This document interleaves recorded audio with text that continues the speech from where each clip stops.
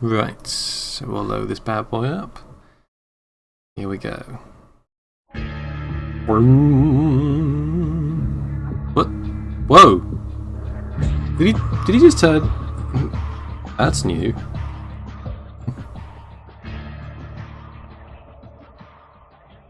Powered by Source. So essentially, from what I understand about this mod, is that it changes some of the lighting effects, enhances some of the graphical options and animations and things. It doesn't do a great deal more than that. It doesn't change the textures or anything.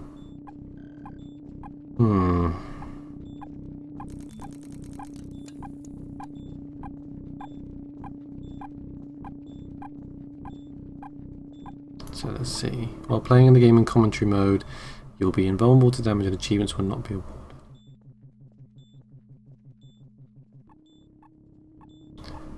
Why not? You know, I played it through before. I don't need achievements. I don't need achievements. Hello, I am lead developer Philip Victor, and I'd like to welcome you to Half-Life 2 update and its brand new community commentary mode. This latest version of the update was certainly the most ambitious version yet, and has taken 3 years of development to get it just right. My goal is to create an experience where long-time fans can replay the game they love in a new and improved form, and first-time players can have an experience that's closer to modern visual and technical standards, while also maintaining and respecting the 2004's original sensibilities, gameplay, and concepts. This community commentary feature aims to provide information not mainly on the development of the update itself, but on the development of the original Half-Life 2 using research and community input. To listen to a commentary node, put your crosshair over the floating commentary symbol and press your use key. To stop a commentary node, put your crosshair over the rotating node and press the use key again. Consider joining the official Steam group to give me your impression and suggestions, and stay on top of Half-Life 2 updates news. Thanks, and have fun. Will do. Half-Life 2. What? Hang on, no, whilst I remember. Just move myself over here. Next to there, so hopefully I'm not in the way. Oops. Not that I wish to imply you have been sleeping on the job. No one is more deserving of a rest, and all the effort in the world would have gone to waste until, well, let's just say your hour has come again.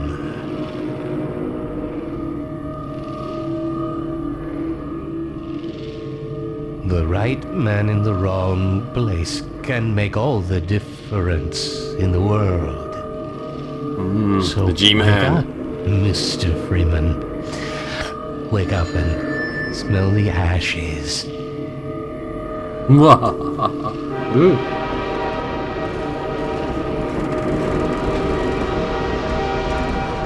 Hey guys. I'll actually lower the volume down a little. Oops. Okay. Might be a bit better. Yeah. Look at this mess. I didn't see you get on. I've been here all the time. Sure, you know. Hello. No matter how many times I've been relocated, I never get used to it. Me too. Well, end of the line. Welcome to City 17.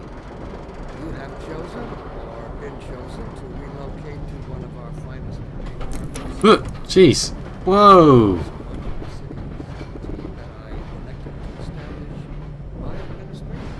We opted to label this as a community commentary as opposed to developer commentary for several reasons. First and foremost, we were not developers that worked on any official release of Half-Life 2, but also because we want to approach this commentary not as a developer, but as fans of the game. I was responsible for creating most of the commentary, with the help of several other Half-Life fans and members of our Steam group. Any nodes pertaining to the development of the update will be read by Victor and myself, and any nodes with facts and insight into the original Half-Life 2 and its development will be read by Ross Scott and our friends from Did You Know Gaming. Many people pitched in a lot of time and energy to make this happen, and I hope it will be something you enjoy. Thanks. I'll let you know. And the citadel so thoughtfully provided by our benefactors. This train station is our first introduction to City 17 and the world of Half-Life 2. It pauses the action, Designers that's had cool. to carefully craft every aspect of this scene to convey its oppressive atmosphere. This sort of environmental storytelling was something that Valve pioneered back in the days of Half-Life 1, and it allowed them to flesh out a setting without ever taking control away from the player. One advantage of Half-Life 2's approach when compared to Half-Life 1's opening train ride sequence is that players can explore at their own pace and learn a lot of additional information by interacting with the characters. All of these techniques are key parts of maintaining the player's sense of immersion and are quite prevalent throughout the first few chapters of the game. Hey, do you think I'll take a suitcase since everyone's got a suitcase? And so, whether you are here to stay or passing through on your way to to City 17, it's Welcome safer. to Jurassic Park. Hello. This first sighting of a Vortigaunt serves two purposes. It's a reminder of the events of Half-Life 1, and it's a sign of how the situation has changed since the Black Mesa incident. A member of a race who was once a foe for the player now complacently sweeps a station platform while a civil protection officer hovers nearby. The Vortigaunt's subservient posture and lack of hostility towards the player is one of the first indications that the human and Vortigaunt races have met a similar fate. Ready, 1, 2, 3. Down with the person. My administration Rah. in the citadel so That's thoughtfully great. provided by Do, do, our do, do, do, do, do, do, I do. am proud to call City 17 my home. And so, whether you are here to stay or passing through on your way to parts unknown, welcome to City You 17. the only ones on that train? It's safe. Look at that. That's it, I'll bollock you. Yeah. Yeah.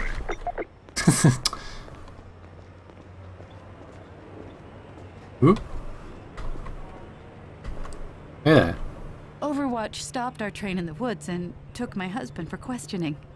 They said he'd be on the next train. I'm not sure when that was. They're being nice, though, letting me wait for him. Yeah, he's dead.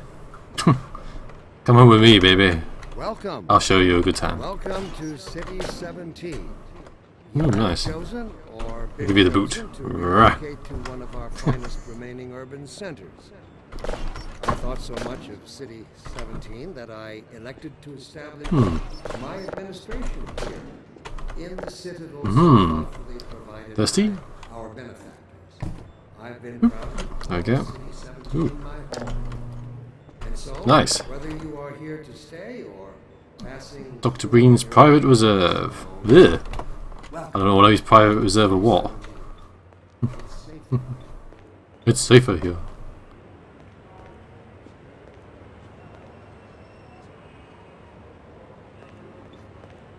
Dr. Breen again? I was hoping I'd seen the last of him in City 14. This sequence clearly illustrates the division of humanity into loyalists and lower middle class individuals. The contrast between the faceless metro cops who have traded away their humanity for power and the terrified citizens clinging to their few remaining shreds of normality shows the relationship between the two Welcome. factions perfectly. Welcome to City 17.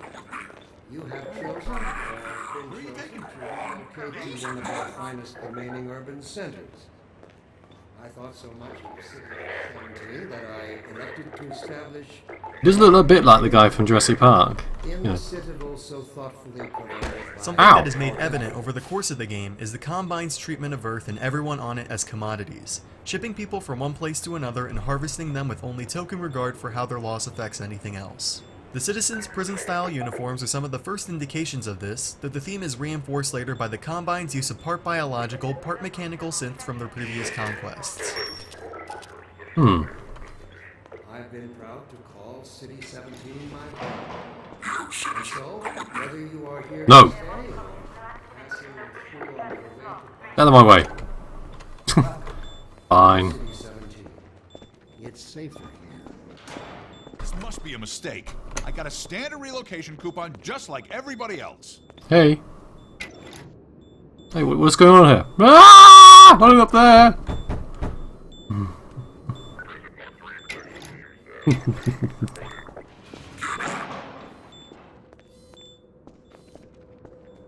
Barney and Dr. Kleiner were developed from the generic scientists and security guards of Half-Life 1. The entire supporting cast of the original Half-Life consisted of only a few voice actors and character models, so Valve decided to distill the characteristics of those NPCs into fully developed, fleshed-out individuals for Half-Life 2. The state-of-the-art facial animations and detailed visuals of the Source engine gave Valve great tools to tell stories of a much more personal nature, and they've used these tools to create a core cast of iconic characters that lend far more weight to the storyline.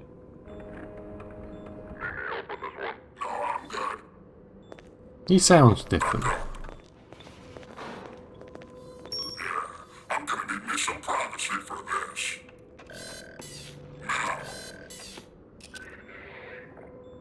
About that beer I owed you. Barney! Barney from Black Mesa. I know that. Sorry for the scare. I had to put on a show for the cameras. I've been working undercover with civil protection. Hey, Fred. I can't take too long or they'll get suspicious. I'm way behind on my beating quota. Yes, Barney, what is it? I'm in the middle of a critical test. Sorry, Doc, but look who's here. Look who's back. Scott! Gordon Freeman! I expected more warning. Yeah, you and me both, Doc. He was about to board the express to Nova Prospect. Well, Barney, what do you intend? I'm thinking. Alex is around here somewhere. She would have a better idea how to get him here. Oh, as long as he stays away from checkpoints, we should be okay. Listen, I gotta go, Doc. We're taking enough chances as it is. Very well. And, Gordon, good to see you. Okay, Good Gordon. to see you, old guy. You're gonna have to make your own way to Dr. Kleiner's lab. Oh, man, that's what I was afraid of. Get in here, Gordon, before you blow my cover. Okay. Pile up some stuff to get through that window and keep going till you're in the plaza. I'll meet up with you later. Pick up an object with E. Well, that's a surprise. Okay. Up. Up. Up. Ooh. Gordon Freeman, removal man. Oop. Up. Ooh. Aha. Geronimo! Oh, ow. Fuck. Dum-de-dum-de-dum. Yes.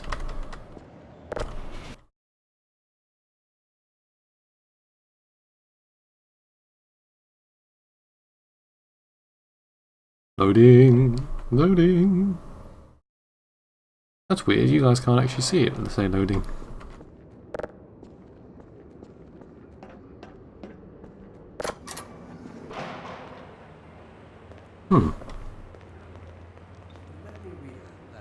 There we go. The infamous pick up that can segment serves a dual purpose.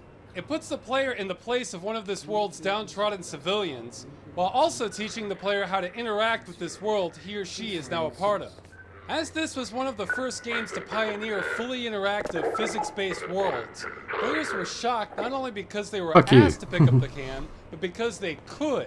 Actions and because the encounter takes place solely within the mechanics of the game, the player is free to respond exactly how he or she chooses, and can roleplay Gordon in a more meaningful way than with a dialogue option. This moment has become an enormous joke with the Half-Life community, spawning many parodies and references. Get the fuck away from me! Ah! He's chasing me. Green's speeches demonstrate some of the game's most interesting characters. Okay, I'll pick up the can. I'll pick up the can. Not only his motivations and some local news, but they also betray the internal conflict that's central to his character. It's clear from the rehearsed and detached sound in his voice that he's likely to have put a lot of mental effort into justifying his decision to sell humanity into eternal servitude and conformity. His lofty, transhumanist rhetoric often seems to be as much to convince himself as it is to the citizens that he addresses. Mental note: don't throw the can at the guy next time. So yeah, the guy that was talking about the can is he does what's it called?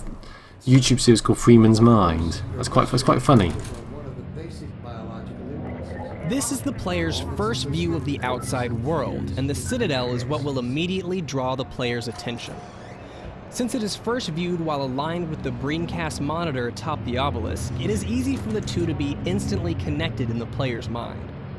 The Citadel's gigantic size not only shows the Combine's immense power, but also allows the player to see it from many locations throughout the game, anchoring the player within the world and building it up as the location for the final struggle. Hey there. If you're out here, we'll both be in trouble. You just did. I also detect some unspoken questions.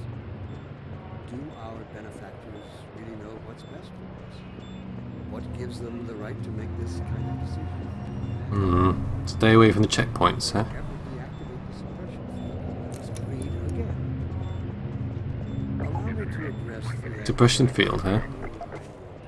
Yeah, that's right, they've stopped them having babies, haven't they? every possible question you might have left unvoiced. First, let us consider the fact that for the first time ever, as a species, immortality is in our reach. This simple fact has far-reaching implications. Okay, we'll go down that way. Ah. Ooh. When designing Half-Life 2, the team at Valve decided on an Eastern European setting and wanted City 17 to appear to have grown naturally over time like most cities in Europe. To achieve this realistic look, they started by first designing the older buildings and then added in layers of newer and newer buildings from different eras. Finally, they added the Combine architecture, for example the barricades, catwalks, watchtowers, and of course the Citadel, to show that the Combine are now a part of the city's history. Ooh. Go! Several times throughout this commentary, there are references to Half-Life 2's realistic look. Those familiar with Half-Life 2 will know it is, in fact, quite stylized, so I'd like to explain what this means. Half-Life 2 is based on our world, and it tries very much to have a good sense of realism, something it carries over from its predecessor. Guns and items don't hover, rotating in midair, characters have realistic proportions, and much of the in-game architecture is based off of or inspired by real-world buildings. Half-Life 2 is stylized, but it has a bent towards presenting its world in a realistic way, and that's the issue we are discussing. This doesn't say Half-Life, it's a Halo-Life 2. Wasn't me, officer, wasn't me! Shut up. Let's do a body cavity. Ah! This is how it always starts. First the building, then the whole block. They have no Wait a right to minute. come to our place.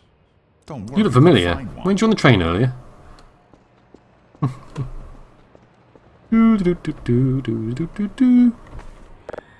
Whee! Hey! Hey! Whee! Ooh, we'll try the slide, hang on. Oh. Busted. Go on. Oh! No. Some swings, maybe? All these, I love these.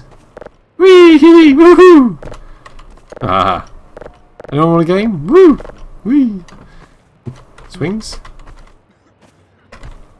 True physics! Rah. Physics at work with swings, yes.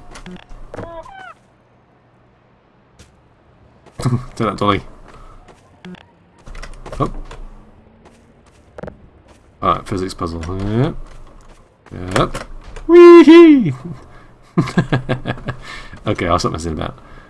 Can't go that way. Have to go this way. Hello. Oh, okay. I've learned my lesson. I'll go this way. There's that other boot. Ah. Yeah, you can't see the loading thing. That's weird. Must be an overlay that you can't see.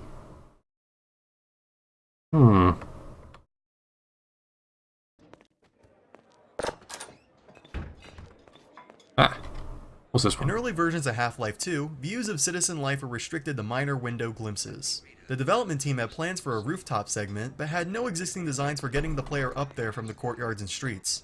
By adding in the apartment building, players were then able to interact with the citizens who would not speak to them on the streets, and gain further insight as to how citizens live under Combine law. Oop. Yeah, stuck on a bike in a box.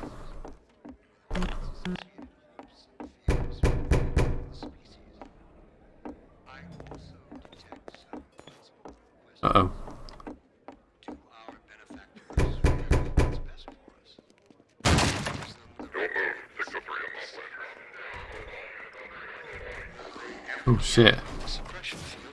The televised broadcasts inside citizens' homes reveal the extent to which the Combine's propaganda has intruded into every aspect of the citizens' lives, contributing to the dystopian, prison-like feel of City 17. The very simple act of allowing players to unplug the TV and fling it out a window lets these players express some rebellion towards the Combine while showcasing Source's physics system and the freedom it offers. I actually did that before I read that.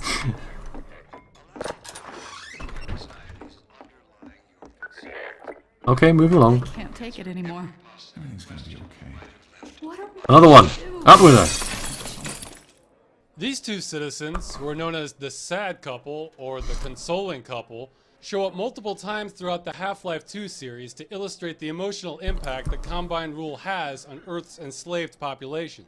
Though their poses never change, their dialogue does, and it branches out into more direct exposition regarding the current events within the world. This shows the player how others react to their actions, creating the illusion that the game's world is far larger and more dynamic than the current map being played. That's nice. I love the Gaming Nitro. When is it all going to end? Don't worry. It's all right. And I will think about it, the Gaming Nitro. But not right now. Attention, residents. Miscount detected in your block. The apartment block raid was added later into the game's development, and Valve was initially worried that players would not feel compelled to run, causing the sequence to be confusing and overly difficult. When playtesting started, however, players would panic, but almost always know what to do. Upon escaping the raid through the attic, players often felt as though they had barely escaped. Okay. Whoa! Run! Beep! Quick. Okay. Keep moving. Get for the roof. Okay, I'm running.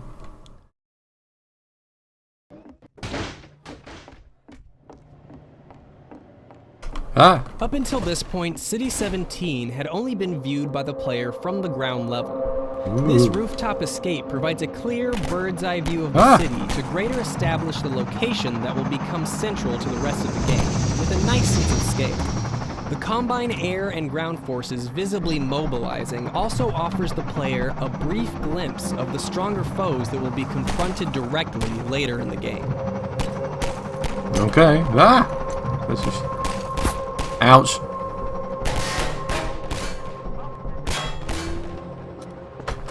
Get in, quick, get in. Get in. Get through the window, come on. No!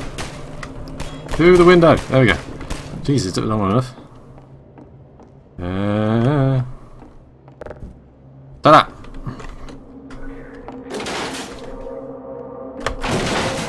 Nope, okay. Uh-oh. Ow! Over here! Ha, no you don't! Oh no you don't!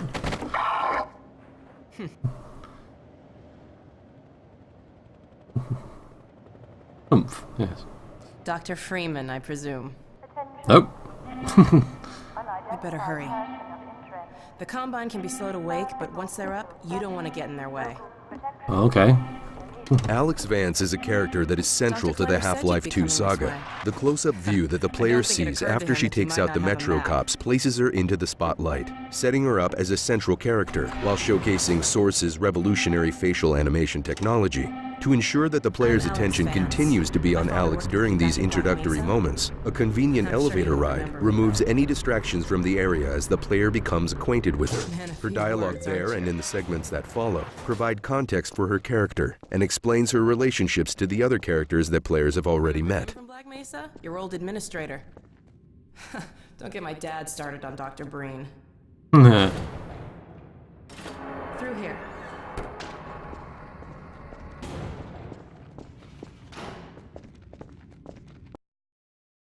Loading, loading. You can't see the loading for some reason.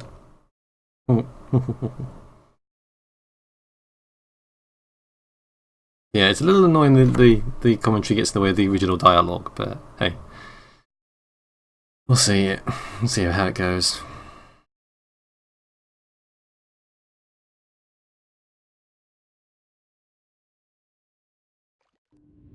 Funny, you showing up on this day in particular. Why? What's so special?